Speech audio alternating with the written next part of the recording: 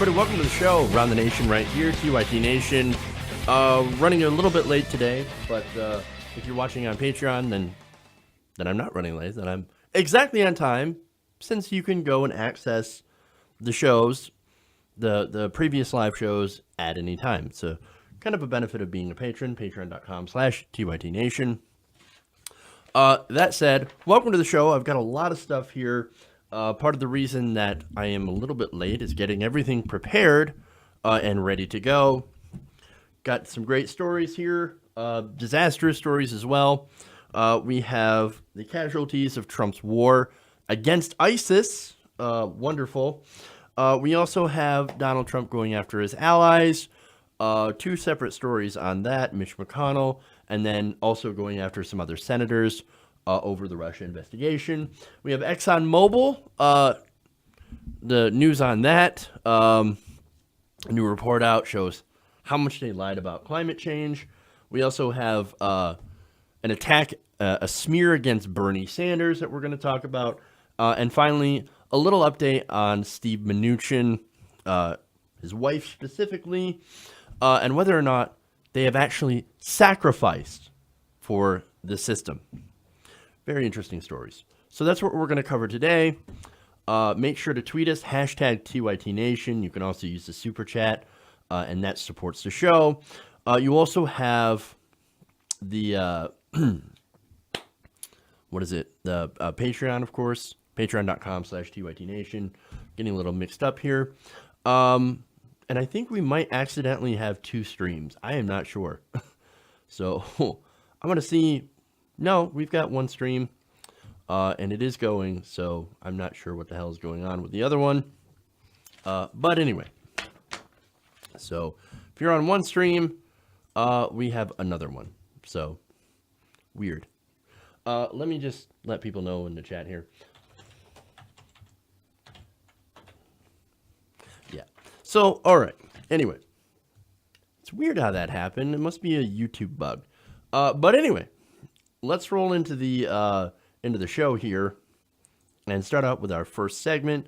Oh, actually, no. I want to thank some patrons actually before I do that, because I might forget. I want to thank Grant Engelbrett, Thomas Geiger, Deborah Leahy, Sammy Osborne, Karen MacArthur, Martin Trammell, Irving Gonzalez, Rebecca Babcock, Amanda DeLong. Let's find some other. Wade Bolton, Gary Nutt, Mike Simpson, Brian White, Mary Gebauer, Steve Jones, Random Dude 495, and finally Melissa Kissick. So thank you to all those who support TYT Nation through Patreon. If you want to support the show and help us continue to go and grow, you can sign up patreon.com/TYT Nation. All right. Anyway, let's start out with our first story. Let's go to the disastrous war in the Middle East.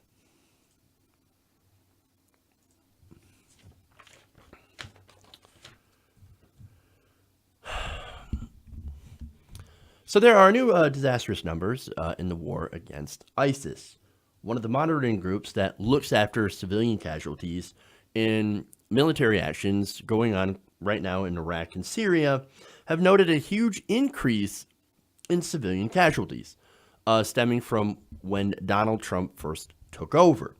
Now, President Obama, of course, I've criticized him for also doing strikes that have killed civilians in the past in these areas, as well as in Pakistan, Yemen, Libya, and all the other places that we're currently conducting operations. We're bombing people using drone strikes. I've criticized him on signature strikes and things like that. So while I've criticized President Obama on that, it turns out that according to the numbers, Trump is actually far worse. He's actually killed far more civilians than had President Obama. So let me explain. The report that I'm referencing is from Air Wars. Now, they're a UK-based project that described themselves as a journalist-led transparency project. So that means that they're more of a they're a non-governmental agency. So they go in, they're independent, They look and they try to see and document people who were killed by American strikes who happen to be civilians. So their numbers aren't 100% perfect. However, it kind of gives you a sense of what we're doing, how we're actually performing in the Middle East when it comes to, are we avoiding civilian casualties, or are we actually encouraging civilian casualties by just bombing the shit out of them, as Donald Trump had said and actually had promised to do. Now, they recently released a report earlier this week on Tuesday, which has data on the strikes reportedly conducted by not only us, but our allies that are fighting ISIS and other jihadist groups in those countries of Iraq and Syria. Now, according to data gathered since the coalition's inception on October of 2014, the U.S.-dominated multinational force has been responsible for a minimum of 5,117 civilian deaths, with about 55% of them now attributed during Trump's administration, or to Trump's administration. So think about that. We're not even into the first year of Trump's term. And yet, he is responsible, his administration is now responsible for over a half of all the civilian deaths that are recorded. That's amazing. Let me give you some numbers here. Now, this came from their official Twitter account. And they said, during Barack Obama's 29 months at the helm of the ISIS war, we tracked 855 alleged civilian casualty events, which likely killed around 2,298 to 3,398 civilians. So again, their numbers are off, since I'm pretty sure the government is going to not be forthcoming with a lot of that data. In fact, I think their estimates are far, far more conservative. As in like, oh, what are you talking about? Civilian casualties? Well, we only had a handful. No, governments, of course, will lie about this in order to make the war slightly more palatable, right? Or to justify their action. No government wants to go out there and admit that, yeah, we killed a lot of civilians in our strikes, but hey, we got a couple terrorists too. So that's the reason for that. Now, they also tweeted, again, this is comparing President Obama's record to Donald Trump's record. They tweeted, in Donald Trump's first 7 months as president, we tracked 1,196 alleged incidents in which we assess at least 2,819 to 4,529 civilians dead. Jeez. So, look, those numbers are very, very stark. Now, it also mentioned that in last month's report, Air Wars claimed that about 80 civilians were killed per month under Obama, and that figure had risen to 360 under Trump by July. So, some of you might be like, hey man, promise kept.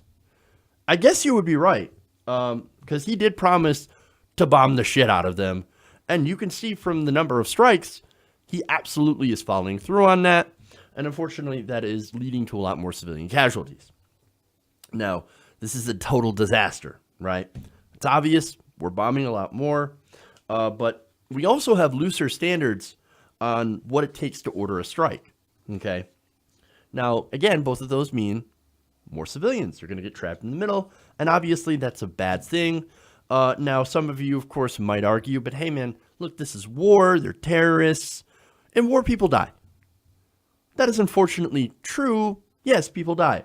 But in this kind of war, when you're fighting against terror groups, and especially against a terror group like ISIS, which a majority of Muslims actually despise, they want nothing to do with ISIS, then yes, that is not a good thing. All it takes is one strike on an innocent family. And you might just be giving ISIS new recruits. Look, you bomb their family, ISIS is going to say, hey man, oh look at that. Did the Americans bomb your family? Well, we're going to strike out against the Americans if you join us. Stuff like this does so much more to radicalize people than I think a lot of us realize. And that, of course, means that the war on terror is not going to end. It's never going to end. And look, personally, I don't think Trump necessarily wants endless war. I think the defense contractors absolutely do. I just think that Trump happens to not care at all about the people over there. And he's also too stupid to realize that what he's doing is actually creating more terrorists. Either way, we have the same result. More death and more war. Congratulations, war on terror. This is what you get. Okay. Let's go to the next story here.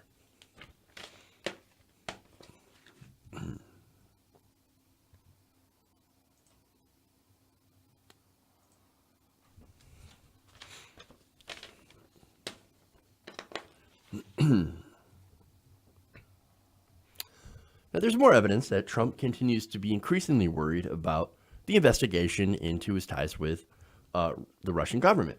Now, Politico is reporting that Trump has been privately venting his frustration over this probe with at least two of his other Republican senators. Now, they write, Trump expressed frustration over a bipartisan bill sanctioning Russia and tried to convince Senate Foreign Relations Chairman Bob Corker that it wasn't good policy, according to three people familiar with the call. Trump argued that the legislation was unconstitutional and said that it was going to damage his presidency. Well, that's an interesting argument. How exactly would it damage your presidency? It seems rather strange to make that argument. Now, another person said of Trump's call with Corker, he was clearly frustrated. Interesting. Now, in my opinion, if you had a financial deal with the Russian government or very wealthy people connected with the Russian government that hinged on you removing certain sanctions, then yes, I guess you would be frustrated too if two of your senators that are supposed to be on your side, two Republicans, were like, hey, let's put on more sanctions. Yes, you would be very, very frustrated. Now, another call happened to be with Tom Tillis, another senator. Now, Tillis is working with Senator Chris Coons on a bill designed to protect Robert Mueller, the independent counsel, from investigating the president's Russian connections, from any attempt by Trump to fire him from this investigation. Here we go. Now, the Mueller bill came up during the Tillis-Trump conversation, according to a source briefed in the call. Trump was apparently unhappy with the legislation and did not want it to pass, one person with the call said. Basically, he's like trying to argue, why are we trying to protect Mueller? Mueller is my enemy. He's after me. He's looking into me. I don't like that. Well, why are you so afraid of Mueller? The conservative thing is, if you've got nothing to hide, then why do you care? Just let them do their investigation. If there's nothing there, you can laugh in everybody's face and say, ha ha. There's nothing there. You wasted your time. Now let's go to Make America Great Again. Oh, but there is something there. That's why he's afraid. It looks very, very bad. And just as from his reaction, you can tell he's spooked. Okay. Now, Tillis, of course, is downplaying this entire thing. No. Our call was cordial. And he said that other issues were discussed.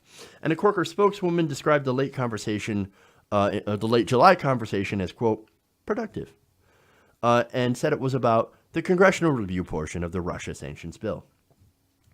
In the White House, for their part in it, and this is spokeswoman Lindsay Waters, she said, quote, we do not comment on private conversations the president has on members of Congress. Their no comment speaks volumes.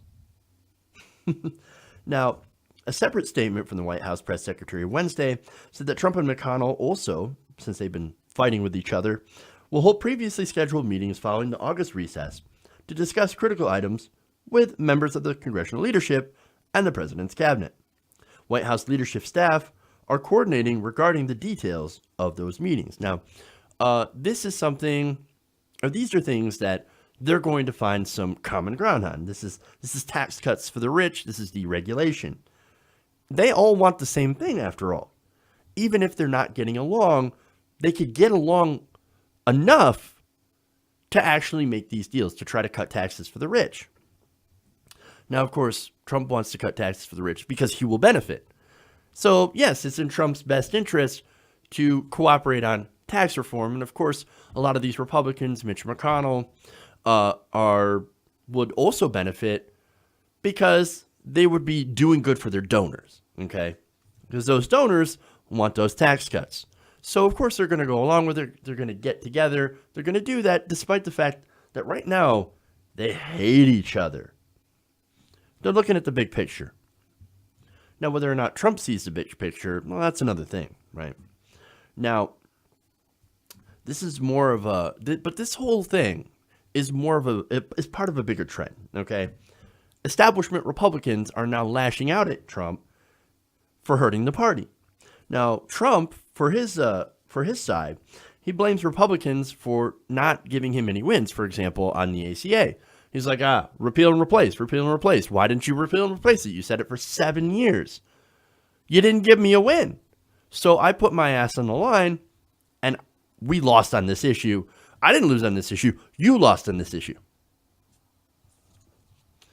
And the irony here is the Republican Party, now it's in the most a powerful position. It's in the strongest position that it's ever been in decades. And yet, because of Trump, they're a mess. It's a mess. They can't get anything done. And Trump, as I said, he doesn't care about the policy. He doesn't care what's in it. All he cares about is getting a win, whether or not the Republicans support him. Now, according to, he actually does care if the Republicans support him on things like Russia. So that's very important. I misspoke there. Now, according to people briefed on the calls, Trump's treatment of the senators reflected the frustration that fellow Republicans would make moves that damage him, particularly on an investigation that he detests. One senior GOP aide said, quote, "It seems he is just always focused on Russia." Again, very interesting. Now, look, you can ignore that, which at this point would be rather strange, considering that seems to be the one thing that pisses him off the most. And considering how some of his campaign staff have been connected to different Russian oligarchs, his son meeting with a Russian-connected lawyer, try to discuss the sanctions, and to try to get dirt on Hillary Clinton for the election, the connections with different former mob figures, and the whole issue about laundering money using real estate, which again, Donald Trump is involved in real estate, and even had a former mob guy connected with the Russians living at Trump Tower that he always kept bumping into and actually would try to do deals with. All that stuff. I think it's fairly obvious. There is a connection. There's got to be a deal. Now, what that deal is, I don't know. But the prospect of Mueller finding that out, that scares the shit out of Donald Trump. And he is in damage control. Okay.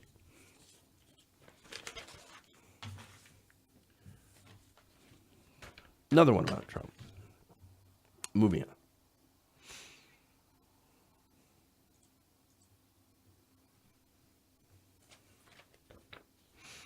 Okay. It was actually the wrong sidebar for that. So let's just go with this one again.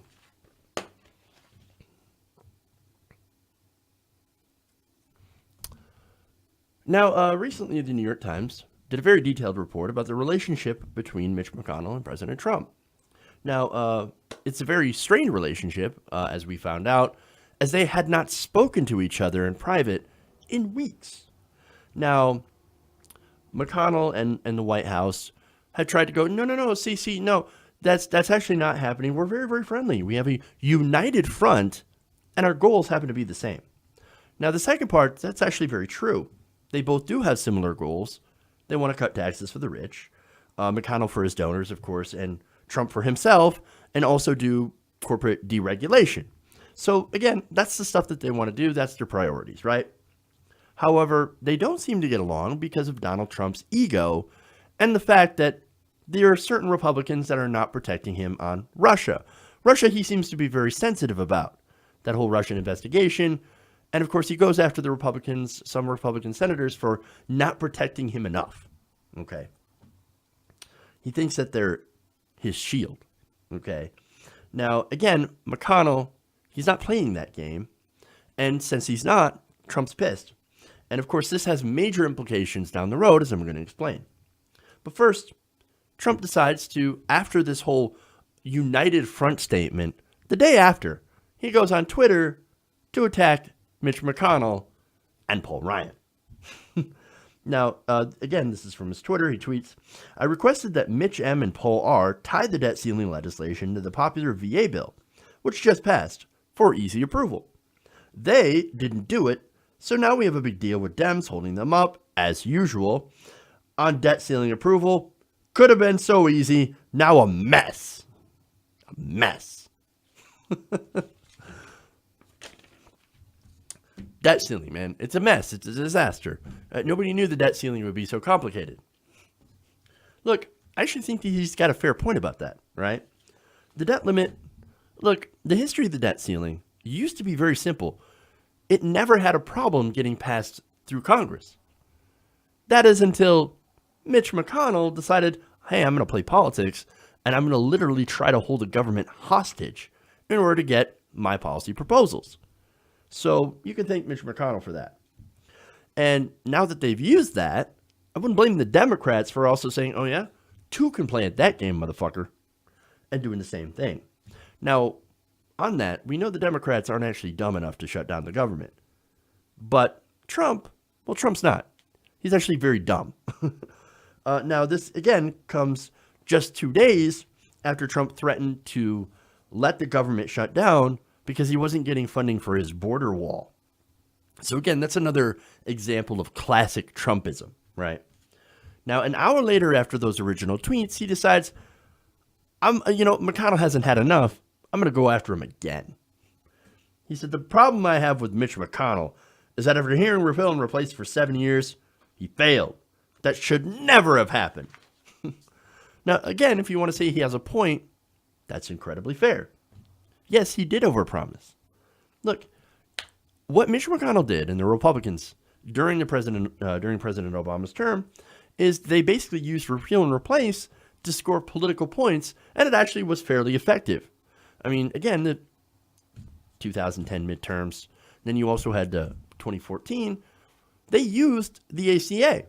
They used misinformation about Obamacare in order to win some legislative victories.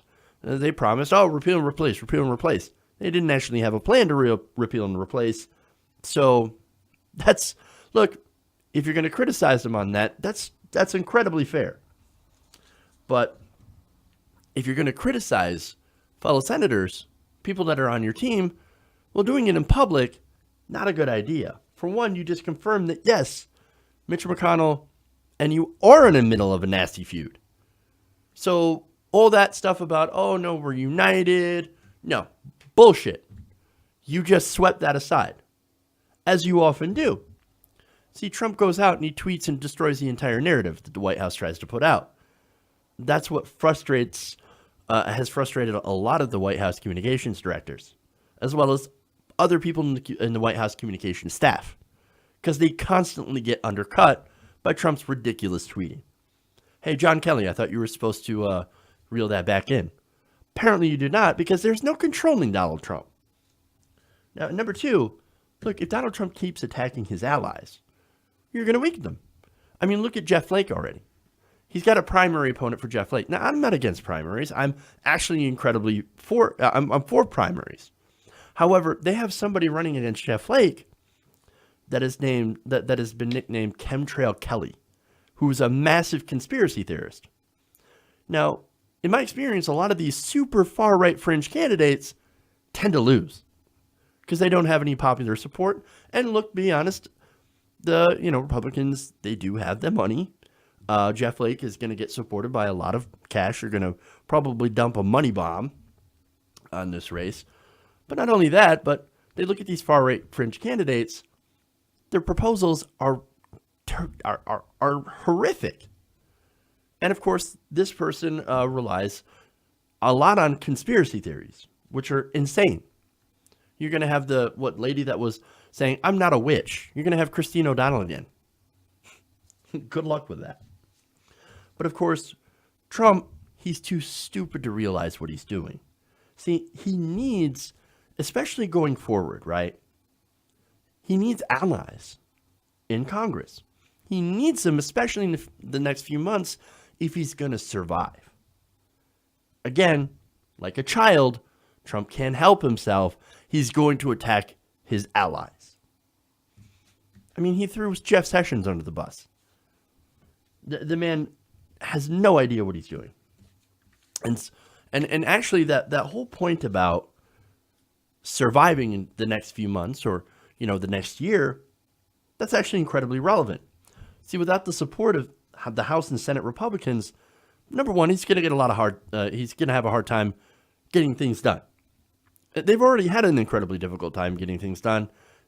The failure to repeal the ACA and replace it with their plan is a huge blow to the agenda. He's turning into essentially a lame duck president. Now, there are some things that I think that they might be able to get done since they all agree on things. And that is tax cuts and deregulation. They might be able to get some modest tax cuts in there for the rich. There's a better chance for them to actually agree on something to get to Trump's desk. But again, the ACA fight, it really hurt them. Okay. Now, on the other hand, we also thought that getting rid of the ACA for them was actually going to be fairly easy, that they could do it. They've proven by not getting it done that this White House is so dysfunctional that there's a possibility that they might not even be able to get tax cuts for the rich done. Now, can you imagine the level of incompetence needed to pull that one off? So, and to me, that's now within the realm of possibility. So, now the other thing here, of course, is the Mueller investigation. Now, again, this isn't looking into, hacking or anything like that. There's no election hacking. Russia didn't hack into our voting machines and change the vote totals for Donald Trump. That's garbage, right? No, what they're looking into is the possible financial deal between Donald Trump and elements of the Russian government. Now, that's an interesting investigation because what it could find out is that the Russian government has a little bit of financial sway over the president, which could be very problematic, especially when you're dealing with things like sanctions and negotiations, which President Trump has actually been very pro-Russia on. So again, that's problematic, okay? And as far as what the Russians actually did, I believe that they did propaganda against Hillary Clinton in order to help Donald Trump win in return for, I don't know. There could be something, there could be nothing. But I believe that there is some sort of financial deal. I don't think Trump's as rich as he claims. He's known as somebody who gets into a lot of debt. There are very few people that will lend to Donald Trump. But maybe some Russian oligarchs might have had a little bit of lending, right? Might have lent a little bit of money to Donald Trump, and he might have found himself in a little bit of debt. Running for president, well, that might be a way to get out of debt. Just saying. But anyway. Now, if Mueller, and how this ties in, is if Mueller comes out with a damning report showing any kind of financial deal, well then, Trump is going to need all the Republicans in Congress that he can get in order to not be removed. Meaning, he needs McConnell, he needs Paul Ryan. Now, the interesting thing is that while he needs McConnell and Ryan do not need him. They can bail. Why? Because they can have Vice President Mike Pence. See, Pence is one of their guys. He is a former governor. He was a former member of the House of Representatives. He's got all sorts of connections. He's very well respected within the Republican Party, within the conservative movement. Now, if they turn on Trump, well, that's okay. They can get Mike Pence, because at some point, Trump's going to get so toxic, especially when this investigation, if they find something in this investigation, they're going to finally pull the chute. And that's okay. They'll be covered because they're going to have Mike Pence. And this is a guy who is dangerous in his own right. They get Pence, they get a Republican Congress, they can deliver their agenda, their right-wing agenda, and they could do it without all the drama. So, now, of course, one of the only things that's keeping them in line so far is the fact that the base is still wholly behind Donald Trump. But, as I've talked about in recent polls, that is actually starting to slip.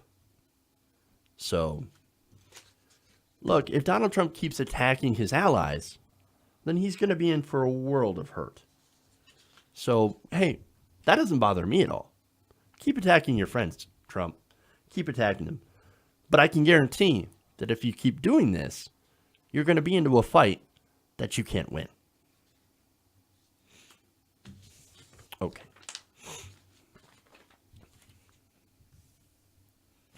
Let's move on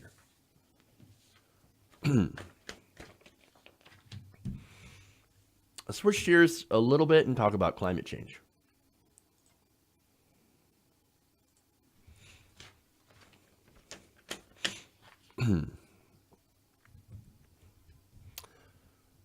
Now, for years, ExxonMobil has funded efforts to stop action on climate change. Now, for years, they claimed that the science, it's not settled, man. Burning fossil fuels, look, it might actually be good for the planet. You don't know. All the extra carbon in the atmosphere, it will lead to global greening or some shit, okay? Now, those of us who pay attention and actually follow the real science, well, we know that their argument is absolutely preposterous. And it's actually nothing more than an attempt to save their profit margins, especially after their own scientists realized, and they did the studies, realized that, oops, turns out fossil fuels are driving climate change. Our actions are driving climate change. And now there's a new study out now that confirms that ExxonMobil, they've known for a very, very long time that carbon, that their burning fossil fuels was contributing to climate change, and yet they did nothing. Now the findings come from a pair of Harvard University researchers, which add to charges from environmentalists, Democratic attorneys general, and others that Exxon knew decades ago that its fossil fuels harm the planet, but decided, in the interests of making money, to sow doubt about the science to the public and their investors. So, now this peer-reviewed study, published in Environmental Research Letters, relies heavily on what they call textual context analysis. Now, what that is, basically, is that it's a process meant to systematically read texts for patterns or other wide-ranging findings.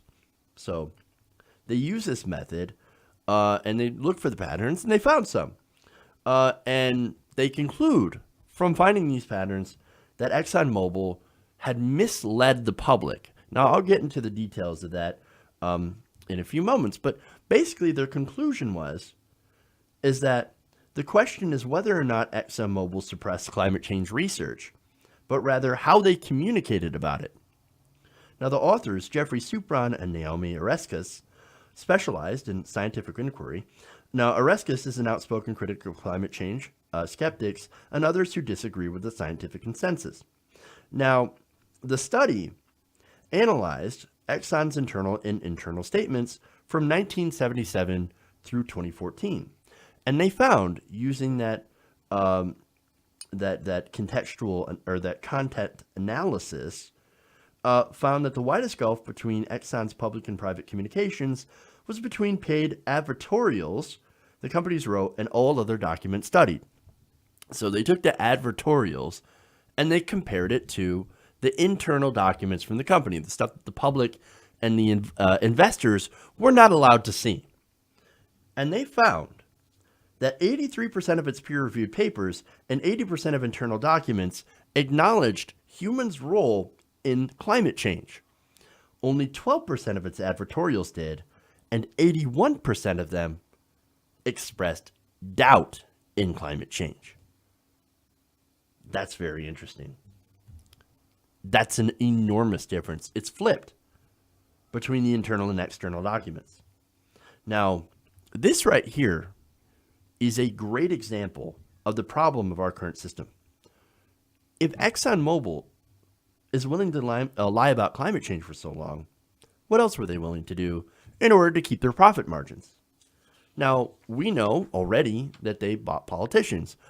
You can easily look that up. Okay, how much money did did ExxonMobil give to such and such politician? We could already see that. Okay. Now we also know that they funded think tanks to put out junk studies on climate change. They also have paid hack scientists to go out and lie about the science. They pay for scientists to go on TV and be like, "Oh, the science is junk." And it turns out more carbon is wonderful for the planet, which is ridiculous. Because we know that there is a certain point, yes, we need carbon. We need a certain amount of carbon in the atmosphere. But if you flood the atmosphere with carbon, you're going to get what's known as a greenhouse effect. You're going to end up having warmer temperatures. And that's, of course, going to cause all sorts of problems. Now, they did this, though, so that they could make an extra dollar, all while knowing that they're putting the planet in jeopardy. Okay? This is grotesque. And look, it's another example of corporate greed. And if you want to call ExxonMobil evil, I get it, right?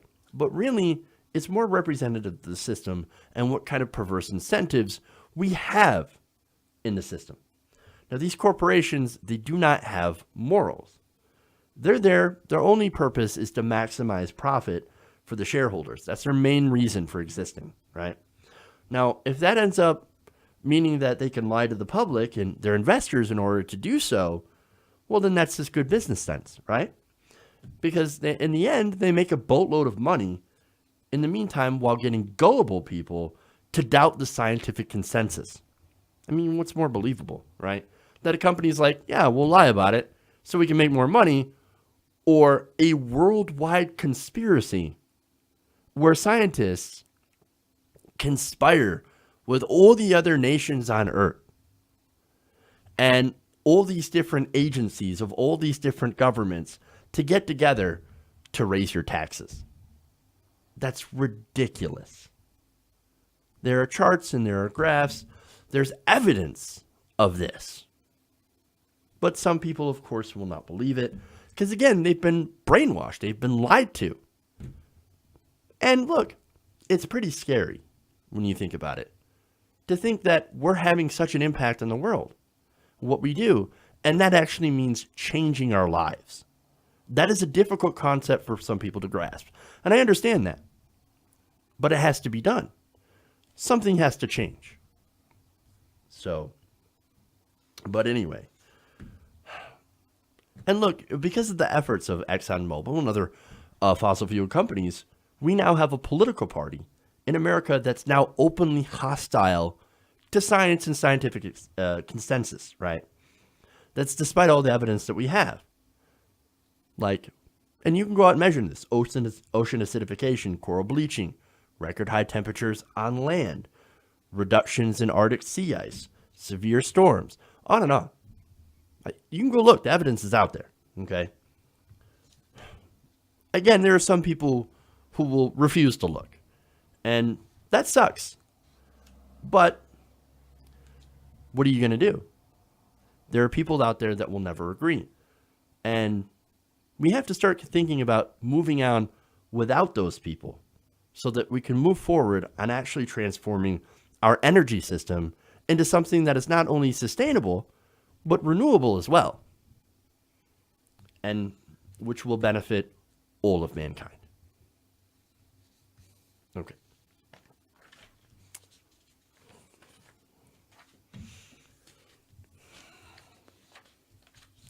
Let me take a quick break here and be back. I will be back right in a minute. And then we'll get ready for the next couple of segments and round out the show. We'll be right back.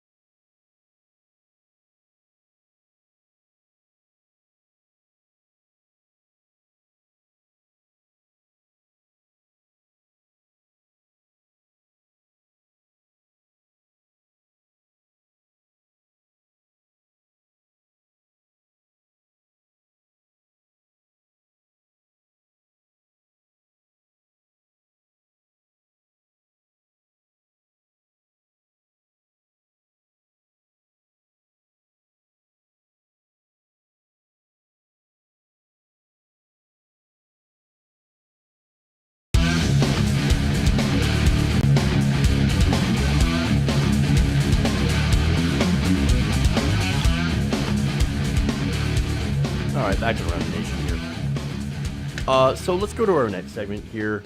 Let's talk about Bernie Sanders.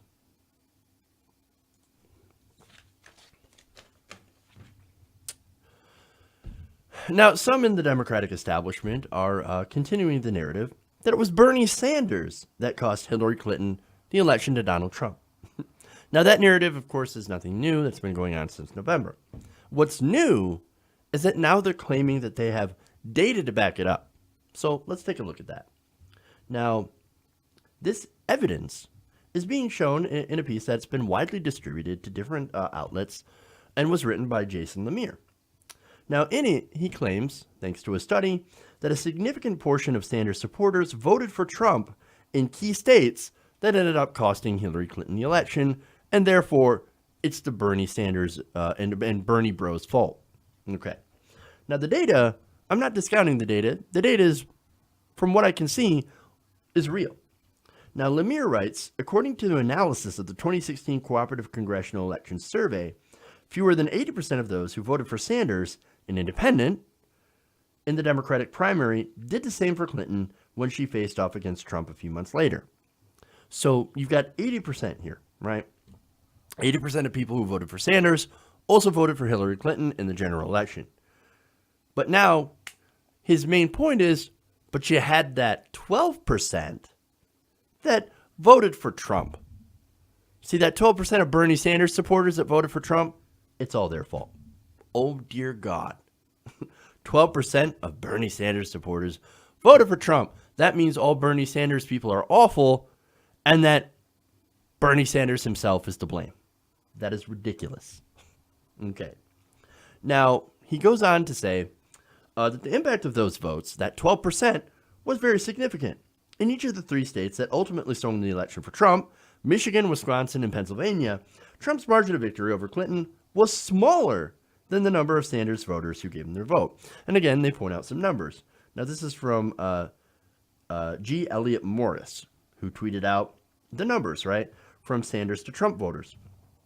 Now, that's Wisconsin is 51,000 voters, Michigan 47,000, and in Pennsylvania about 116,000 voters went from Sanders to Trump. Trump's win margin in Wisconsin was 22,000, in Michigan it was 10,000, and in Pennsylvania was 44,000. Oh my God, see? If it weren't for those goddamn Bernie bros, Hillary Clinton, she'd be president right now, and we beat Trump. Look, again, I don't dispute those numbers. What I dispute is laying the blame at the feet of Bernie Sanders and the millions of people who did vote for him. And that's unfortunately how this data is being spun. Look, even Lemire, to an extent, spins this data, but not explicitly, right?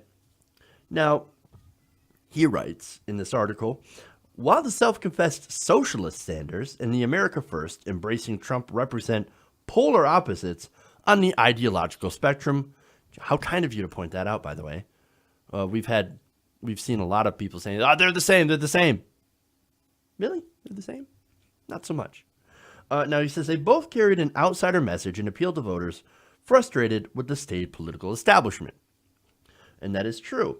Now, although Sanders railed against the policies and rhetoric offered up by Trump, the Republican at times sought to reach out to Sanders voters, emphasizing the similarities of the two candidates' positions on issues like trade. And he offers a tweet from Trump. He said, sad to watch Bernie Sanders abandon his revolution. We welcome all voters who want to fix our rigged system and bring back jobs. Now, he further adds that the data would suggest that Trump's efforts were at least in part successful. Now, again, go back to the data here, right? 12% of Sanders voters went for Trump. 80% went for Clinton. I think it's a stretch to call that successful, especially considering that a lot of these people weren't going to vote for Hillary anyway. Now, Lemire points out that of those who switched their allegiance from Sanders to Trump, less than 10% actually considered themselves strong Democrats, while less than 50% even lean Democrat. So again, 1 in 10 considered themselves strong Democrats, yet over half were either likely moderates or conservatives. Now, doesn't that instead show broad appeal for Bernie Sanders? Yes, it does. Of course it does. Look, what this data actually presents is a stronger case for Bernie Sanders, not a weaker one. And it's something that, look, we on the progressive side, we've been saying this all along, right? Sanders, he's able to attract independents. He's able to attract people even on the conservative side in a way that Hillary Clinton was never and could never have been able to do. And you know why? It's because he actually offered a message of change. Those 12% of Sanders voters who went Trump, look, they were not likely, as I keep saying, to vote for Hillary Clinton. Even if Sanders had never run, they would not have voted for Hillary Clinton. She was weaker with independents. She did worse. And of course, there were very, very few Republicans that were ever going to vote for her, despite Donald Trump being an absolute disaster. And of course, this goes into their strategy. And we've talked about this before. They knew Clinton was a weak Democratic candidate and a terrible campaigner. So what they did is that they elevated Trump with what they called a Pied Piper strategy. They thought that if we just take one of these crazy people from the fringe right and we elevate them, put them in the news media, then they're going to be so reviled that somebody like Hillary Clinton is going to win. I mean, this candidate is so hideous that they're going to have to vote for Hillary, right? In fact, this is summed up with Chuck Schumer saying last summer that for every blue-collar Democrat we lose in Western Pennsylvania, we will pick up 2 moderate Republicans in the suburbs in Philadelphia. And you could repeat that in Ohio and Illinois and Wisconsin. How'd that turn out? Not very well. The hubris of this campaign doomed us all. And so these people who are blaming Bernie, it's funny, they seem to think that the 12% who voted for Bernie and went to Trump, that they were owed that 12%. They don't understand anything about politics. Look, the way that you're supposed to run a campaign is that you try to go out and get people's votes. You are not owed anything. And again, that goes to the hubris, right? Now, Lemire also writes that during the campaign, Sanders was criticized by many in the Democratic establishment for taking his primary battle with Clinton all the way into the summer. The Vermont senator did, though, ultimately endorse Clinton and campaign on her behalf. At the same time, leaked emails suggested that the DNC undermined Sanders' efforts during the campaign. No, not suggested. The DNC definitely screwed over Sanders. Excuse me. They definitely screwed over Bernie Sanders, and that helped lead to Donald Trump. Now, finally, he writes, while much was made of the so-called Bernie or bust phenomenon, the number of Sanders supporters who crossed party lines to vote for Trump in 2016 may not have actually been that unusual. So here they create this entire case, right? That, oh my God, these 12% Bernie Sanders could have made these people vote for Hillary Clinton, or had he not been there, they would have voted for Hillary Clinton and not Donald Trump. Oh, but by the way, this is not an unusual phenomenon. So yes, they probably would have voted for Trump anyway. So they undermine their complete argument. In fact, a 2010 study in Public Opinion Quarterly found that the 2008 election, 25% of those who voted for Clinton in the Democratic primary ended up voting for John McCain rather than Barack Obama in the general election. So again, that article, it undermines itself and the entire premise that it was somehow the fault of Bernie Sanders and his supporters for Clinton losing the election. And yet, I can see this article being used to put a hatchet in the back of Bernie Sanders. But see, Sanders didn't make the DNC screw him over, rig the primary against him, right? Bernie Sanders didn't make Clinton run a terrible campaign that offered no vision and no change. Bernie Sanders didn't make Hillary Clinton not campaign in Michigan and Wisconsin. Bernie Sanders wasn't responsible for making sure that all of his voters voted for her. And furthermore, even though it's not his responsibility, he tried and convinced over 3/4 of his voters to vote for her anyway. 80%. He did everything that he could do to avoid Donald Trump.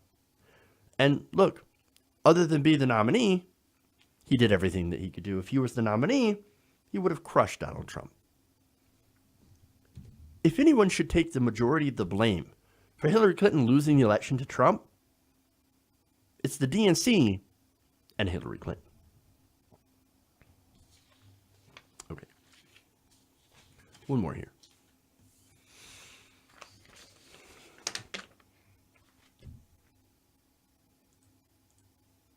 Oops. That's not it. Okay.